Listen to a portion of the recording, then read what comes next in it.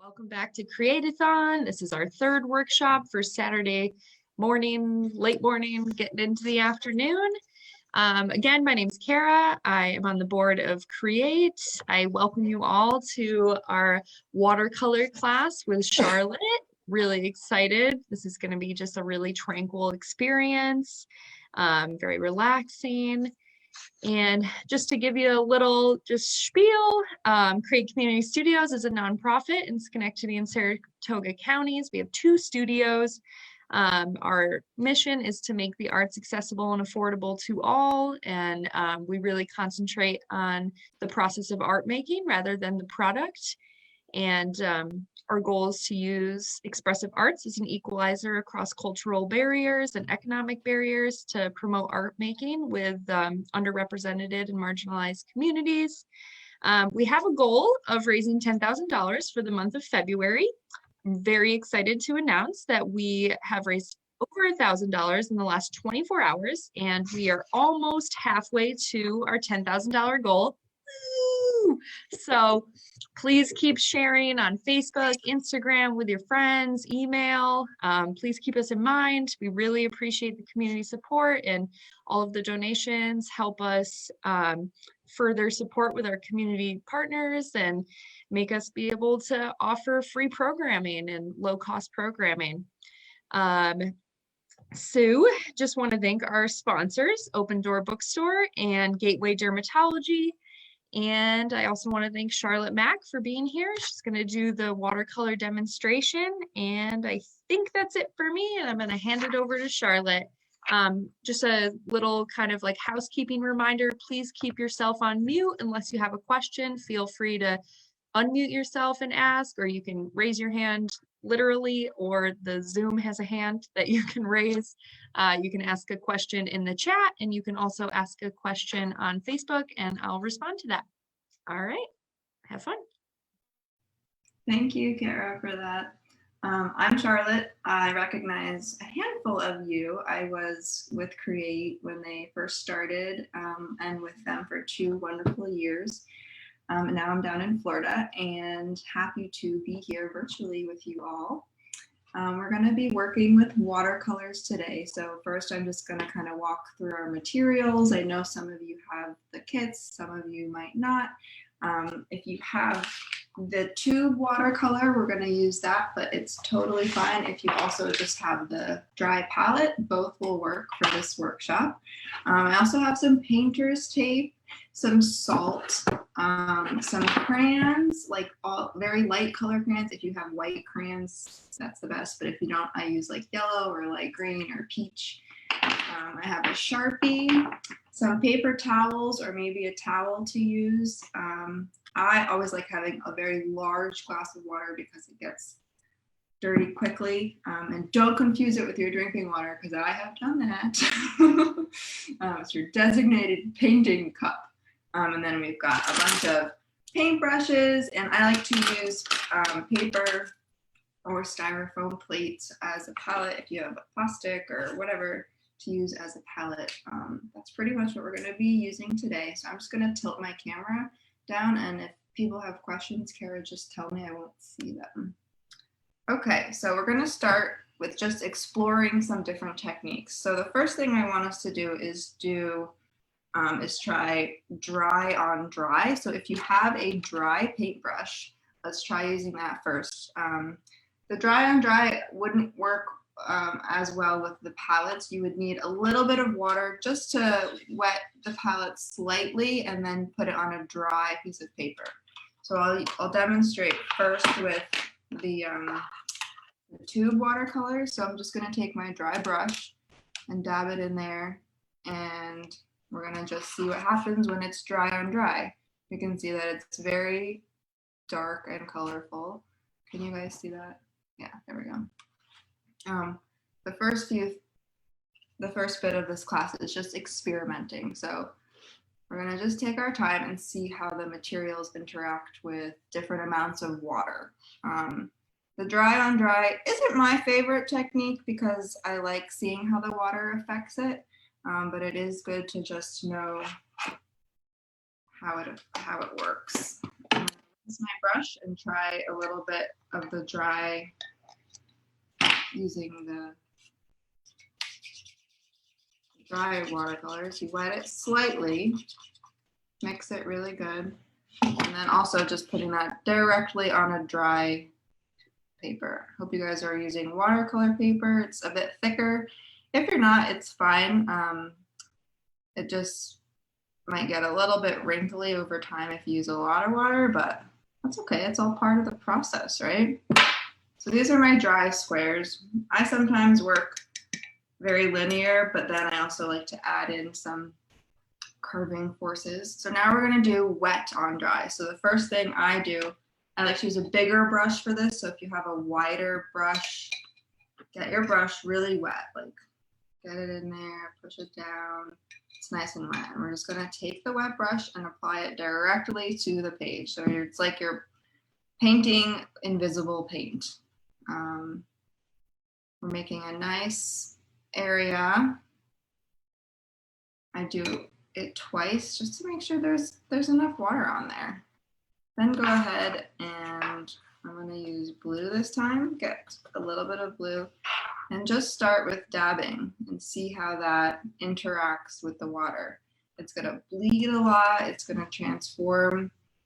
And to me, it's very hypnotizing. I love watching this. You can maybe experiment with moving it around a little bit, and it's a completely different result than when it's just dry, right? You can really see different amounts of color. If you want to pull it out and extend it, watercolors will, extend quite a bit. I put just a little bit of paint on this brush and see how much it's really grown.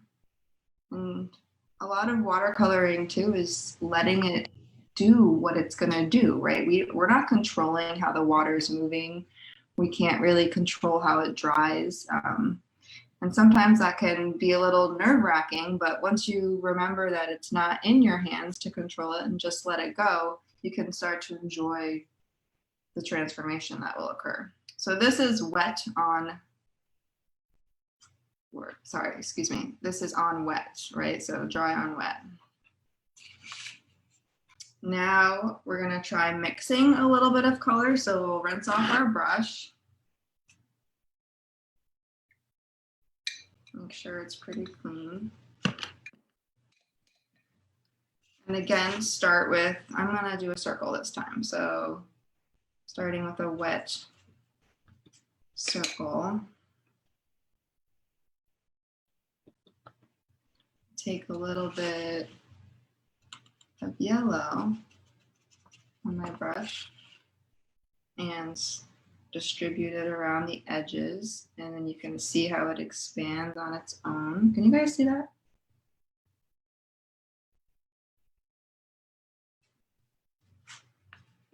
Yes. Good. Adding maybe some green if you want. It's up to you. You don't have to use the same colors as I do, but we're starting to blend the colors together here.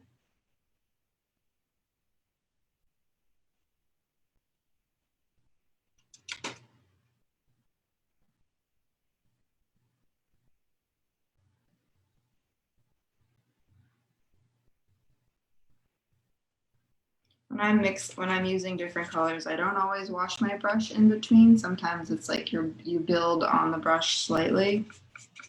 If you want to, you can wash your brush. Putting some blue in that center. So we can really see how the colors start to blend themselves. Sometimes I'll use a different brush. So I was just using this big brush. Now I'm going to transfer to this little brush, get it wet, and work on the spaces in between the colors. So just add a little bit more water and just play with it. I want more yellow on my edge, so I'm going to go back in and add a little bit more yellow.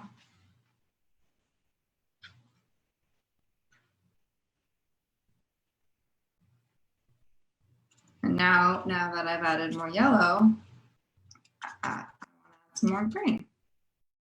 So building on what you've worked with. Watercolor also dries pretty quickly too. So once it's a little bit dry, going back and adding on to just make it a little bit more vibrant.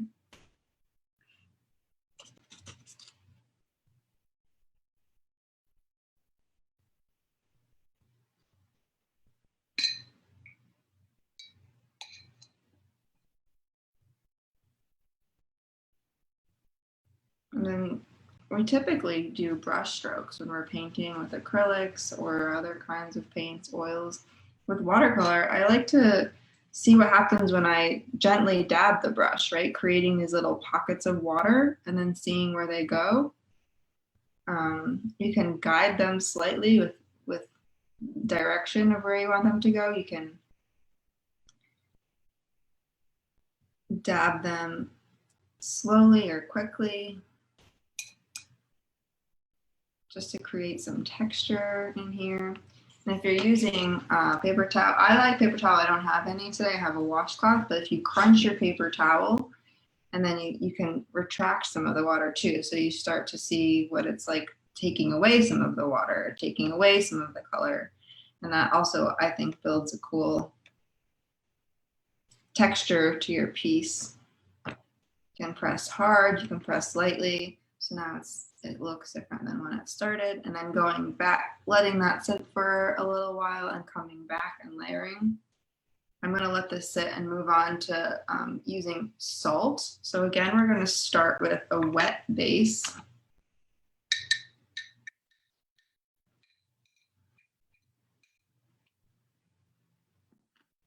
Going back to a square shape here.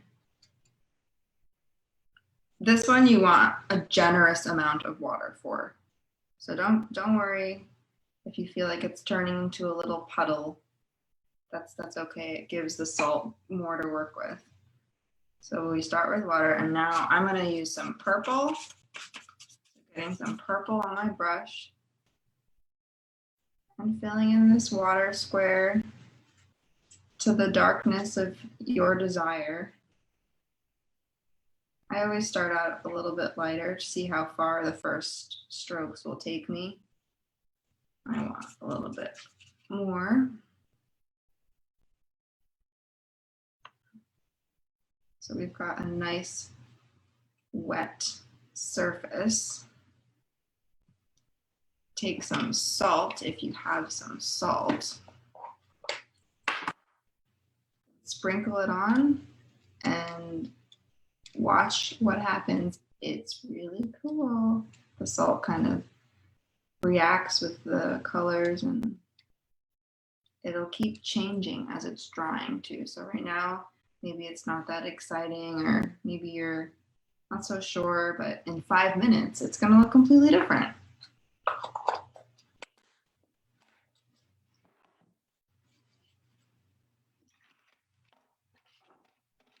I'm gonna use some painter's tape to create some negative space for my next little area.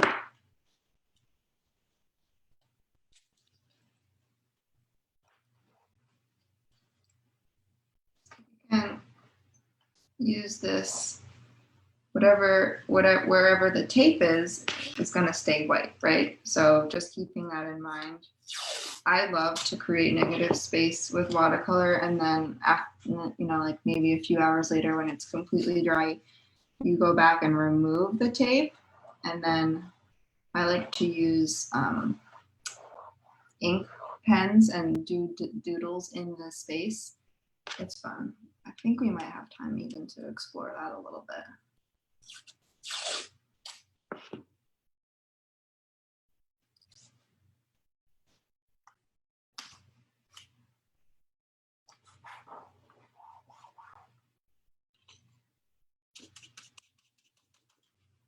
So I'm going to wash my brush again, use a different color this time.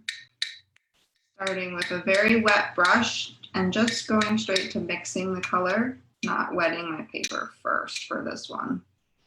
I'm going to use some orange here.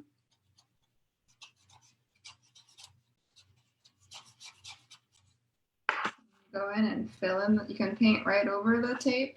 Make sure it's really pressed down so that it doesn't really like leak underneath. If it does, that's okay too. And I want to make sure that I'm getting these edges, so creating these shapes.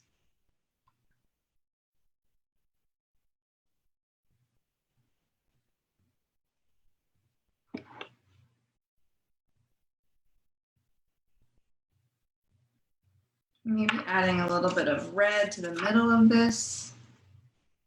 Layering those colors like we did over here. Using that technique over here. Lightly patterning. And adding some more water and letting it mix. If you feel like your colors aren't really mixing, just add a little bit more water. If you feel like it's a little too wet, just take some of that water away with a paper towel or a towel.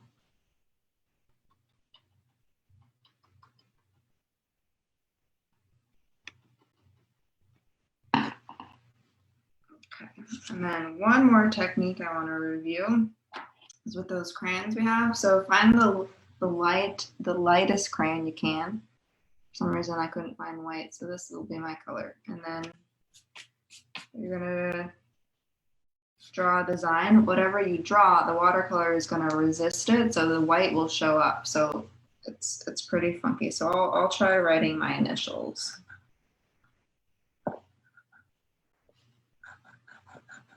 And press really hard when you're doing this. Like almost break the crayon, you're pressing so hard because you want that wax to really get onto the page because the wax is what's going to resist the watercolor. See, I broke my crayon, but that's okay. I'm gonna maybe draw a little bit of a doodle, a funky heart, pressing really hard. The harder you press, the better it'll work. A few little dots.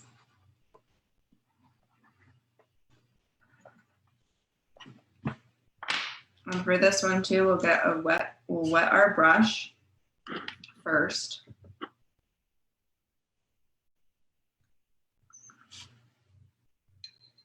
My water has now turned into fruit punch. Okay, nice wet brush. Add some paint.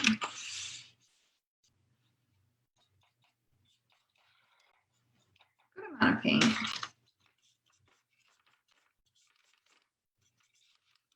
And then just lightly go over it.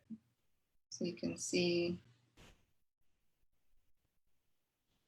For this one, you do want to be a little bit cautious of how much water you're using because if you use a ton of water, it might drown out the wax. So just play with that, figuring out that balance. The first few times I did it, I didn't see the water was overpowering the crayon. So figuring out how hard to press the crayon, how much water to use. It's all about experimenting, right? So this one worked pretty good. This dot kind of went away, but that's okay.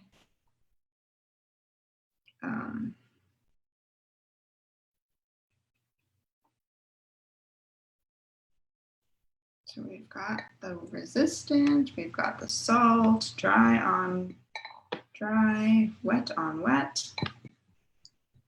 Ooh, the splatter, that's right. Splattering is fun and obviously slightly messier. So for splattering, again, you want a wet brush. My colors have started to mix a little bit.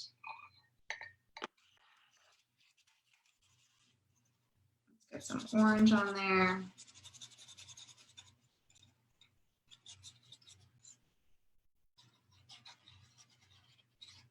So there's a lot of color, but also a good amount of water. And then, just like it sounds, try to splatter in this corner, but it will probably get everywhere. So keep that in mind. So I like to use my finger as a stopper, and I put against my finger. So that's one way you can try to get the splatter. See, we got more on the desk than the paper. That's okay. You can also go towards the edge of your brush and flick the bristles slightly. This one's a little bit messier, so your hands might get a little messy. If it's not splattering enough, let's just add some more water, some more color. You need a lot on there for it to flick off. You can also kind of, there we go.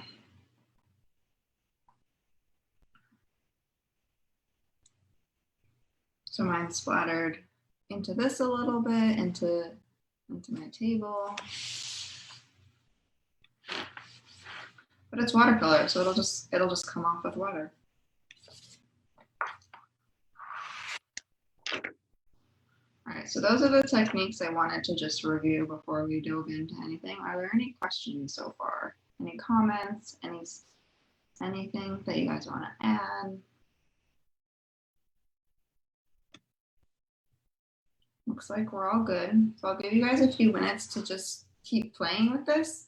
For the dry on dry corners we started with, I would suggest going back and seeing what happens when you add some water to this dry, right? Because, okay, it's already dry, but that doesn't mean that it's completely done with. You can go back and change how it is. You can continue to manipulate watercolor, which is really cool. So this dry area, if I go back and add some water, I can keep working on it.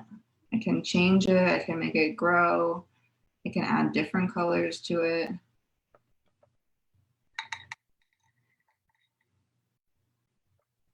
If I want to add more color, layering the colors, starting with the base that you have and then just adding some more on top of that.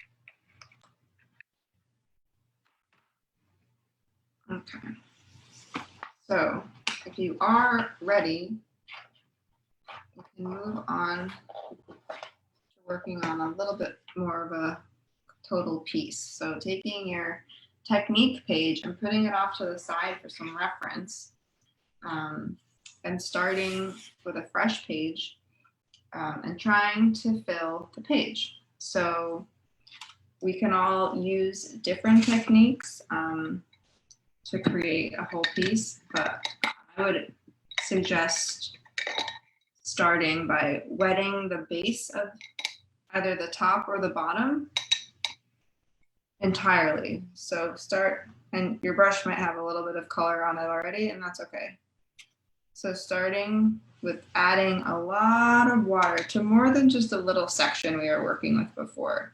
This will kind of let you see how the color moves and changes more on a larger scale. So because I had orange left over on my brush, it's starting off as a little bit orange.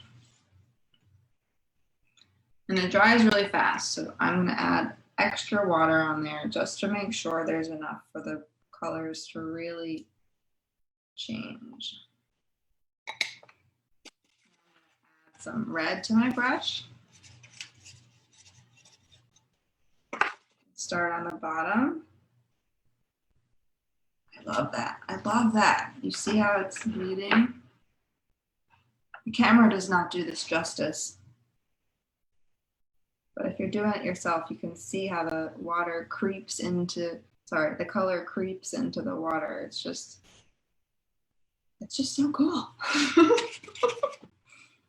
Adding more red or whatever color you're using on the bottom.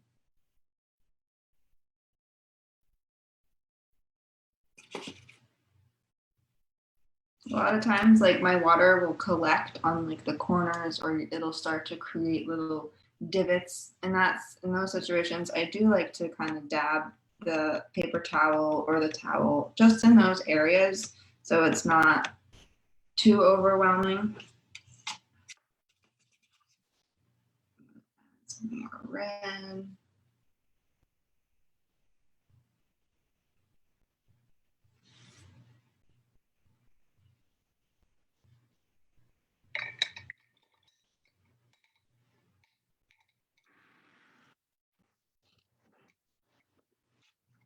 Some more orange. So that they're bleeding into each other. I think that I'm going to go for a rainbow. That feels what is naturally happening right now.